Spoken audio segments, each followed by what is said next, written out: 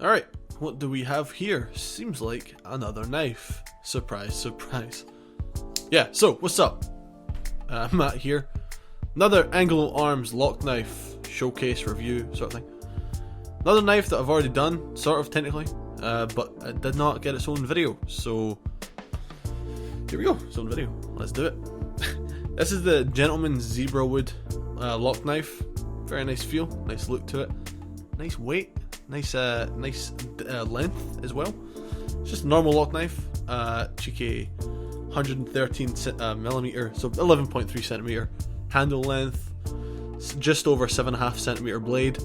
It's got a clip point tip to it, which is damn nice. Love a good clip point. Prefer a tanto, but it's fine. I like all knives. All knives are equal in my eyes, apart from the fake ones. They're imposters. The blade grind is a high flat. It's 146 grams, so you know it's pretty standard weight for the lock knives. It's, the handle is actually partially made of stainless steel, same as the blade, and then some of it, as you can see, just has the zebra wood, just nailed in there by the looks of it, or screws, probably screws, but whatever, same thing. The sheath that comes with is just a standard nylon like holding pouch. I wouldn't really call it a sheath, I'd call it holding pouch, to be honest. It's ergonomic. It's got a nice shape to it. It's, the unlock feature is pretty interesting. None of my other knives have this feature to unlock them, so that's pretty cool. You just push down a little bit in the bottom of the handle, as you can see, and it unlocks the blade. You can fold it back in itself. Yeah, the clip point is more of a clip point than usual, so it's obviously clip pointed, as you can see. Well, it does have it's held locked open with a sprung back lock. So it's not spring assisted technically, so it's still legal. I hope.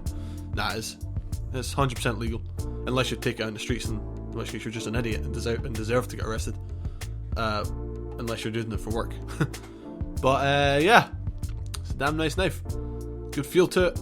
The metal and the wood blend well together, as in like it's pretty flush.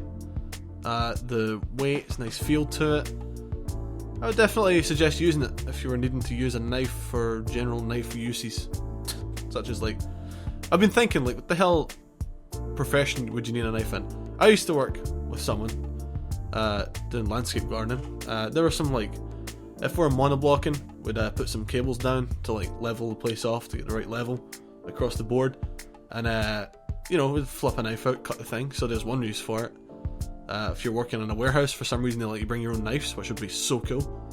There's a use for it there. And yeah, if you're a diver, I guess, but I wouldn't really want to take one of these because the stainless steel would rust. Well, the stainless steel would probably rust, and also the wood might warp. Depends how deep you're going and if it's salt water, you know. So I would advise against using this as a diving tool. Probably just use a regular full metal knife for that. Obviously it's a lock knife, so it's not going to be full tang, which is the most obvious statement I've ever made in this channel. But yeah, it's pretty cheap. It's like 7 pounds. 7 pounds of currency in the UK, which is pretty good. Damn good price. I got it as a bundle, so yeah.